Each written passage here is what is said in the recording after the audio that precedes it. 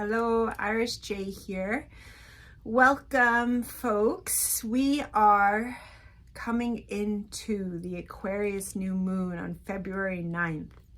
And I have a video that I've already put out that's kind of generally speaking about this new moon, the energies that are opening up for us. And as I like to do sometimes, especially when it's a very potent moon, I want to go a little bit deeper, a deeper dive. And so I just got home from a really busy day in my day job as a professor, and I just wanted to talk with you about this Aquarius new moon a little bit more. So here we go. And what I would really like to focus on is really how Uranus is squaring this new moon. It's kind of extraordinary that we have a Aquarius new moon just after Pluto has entered Aquarius square Uranus. And yes, Uranus is wild card energy and it is calling an authentic self, but Uranus is also something else. Uranus is awakening. It is awakening consciousness. And now as we're really coming into this new moon, we could be having experiences, and they could be coming from internal thoughts that are arising, visions, dreams, and or external situations that are really inviting, if not calling us to a higher consciousness, to awakening, to working with this archetype of the Aquarian age that we are on the cusp of, and as humans, which is ultimately calling all of us into a heightened state of awareness and consciousness. That's Nikita. And with Uranus squaring the moon and the sun here in Aquarius, in the sign of awakening, awakening indeed might be what we are being called to. And there's another aspect going on in this kind of symphony, cosmic symphony, that we're probably going to be feeling too, and that is that Mars is coming into its conjunction with Pluto. And Mercury has already passed through that Pluto threshold. It's kind of like Pluto is the gatekeeper at this 0 degree mark of Aquarius, and Mercury's going through, Mars is going through, and then Venus is going to go through. But Mars is approaching it just as we come into this new moon. And this is incredible energy when Mars and Pluto are together, because we have Mars as the very personal drive, which can also show up as a very strong attachment to ego. This attachment, not a positive attachment to ego, an attachment to ego that is all about power over, that is all about one's own drive for one's own sake. Conjuncting Mars, which is what we kind of call a higher expression of desire on a soul consciousness, conjuncting Pluto on a soul consciousness. And there's a lot of power and there's a lot of drive present when these two come together, and this is happening during a new moon. And ultimately we can read this layering as a call to potentially really let go of attachments to our own ego.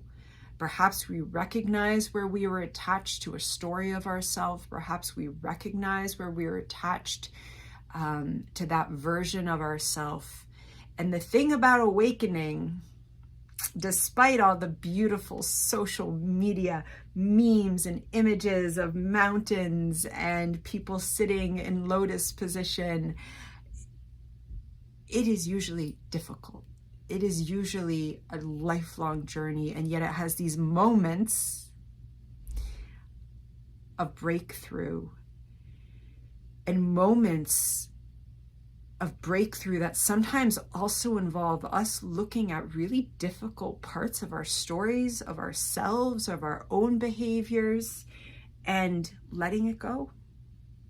Letting it go and recognizing that we are always an outcome of so many forces that are greater than us, social forces, personal forces, DNA, intergenerational trauma, and recognizing that we're in this incredible time when we can come into a higher consciousness. And astrology works in this way, that the archetypes speak to us based on, especially in evolutionary astrology, we kind of say based on our own journeys of consciousness and consciousness growth. And that's where we're going to see,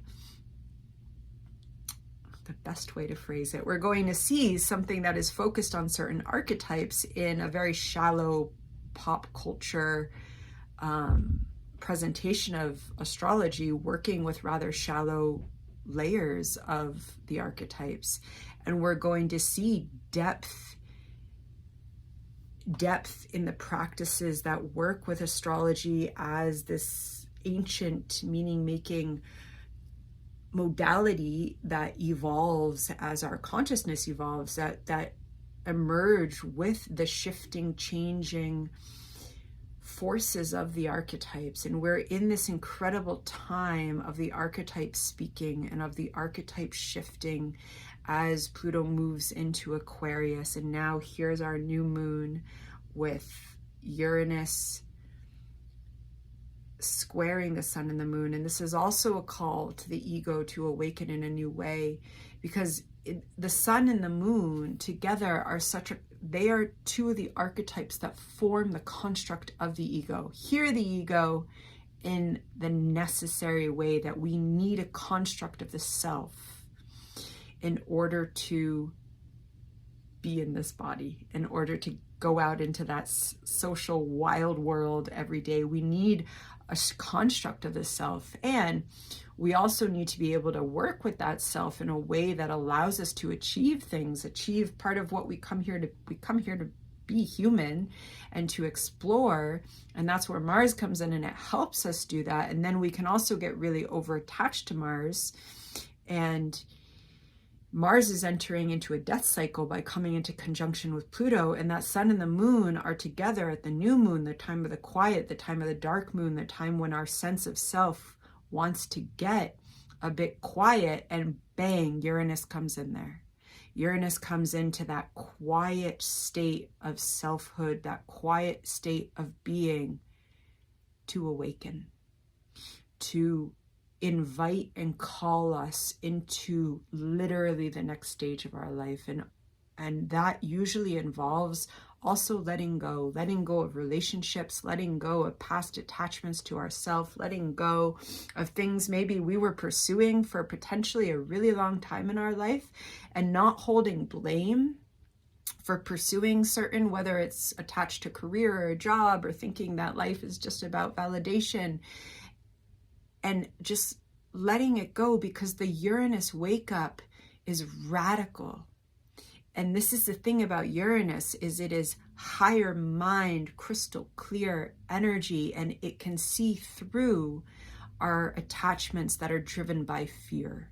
It can see through our attachments that are driven by grief. And Mars coming to talk to Pluto. Pluto is fear, and Pluto is grief, and Pluto is soul consciousness, and it is transformation. And so there could be a lot of emotions coming up. And all of this is happening as we're about to also move in towards this conjunction of Chiron and the North Node, which is ultimately bringing a healing and a sacred healing to that sense of self that Mars also represents, and is about to enter into a transformative death and rebirth process in its cycle with Pluto. And people are gonna resist. People are gonna resist waking up, doing the calls, being honest. This is where we see just full-on attachment to egos and power over going out. It's also where we see manipulation of spiritual rhetoric and spiritual bypassing.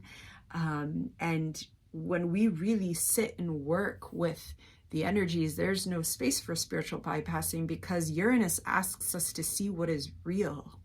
And seeing what is real is not supposed to be easy. We really don't come into this realm for easy, but it can be evolutionary. It can awaken, and it can be absolutely beautiful.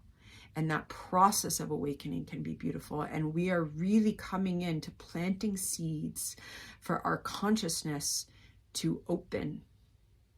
There I will use the lotus, for our consciousness to open like a lotus and sit for a moment in that beauty of opening and receiving. Because when we awaken, we receive, and we enter into awareness of the interconnected web that we are all part of as humans, as species on this earth, as spiritual beings. And from that interconnected web, we become aware that we are always co-creating, and we are co-creating with each other. We are co-creating with Source, and Uranus is part of, and Aquarius are part of the energy that are archetypally showing us how we are always part of something that is so much bigger than us. And this is also a place to remember that we are never alone. And no matter what we're going through, and no matter what we feel, and no matter what we're awakening to, and no matter what we're letting go of, we are not alone. And coming into a spiritual practice, especially coming into relationship with nature and the way that the elements naturally mirror and reflect our own being and our own makeup, can also be a way of finding belonging. And this is something that I'm going to talk about more when we get to Uranus and Jupiter coming together in Taurus, which is potentially all about that kind of earth spirituality, consciousness, co-creative belonging. And it's really kind of an exciting time that is upon us here in 2024. And so I am sending out new moon blessings to you, and may this Aquarius new moon awaken in all the radically incredible ways that it can awaken us. Take care.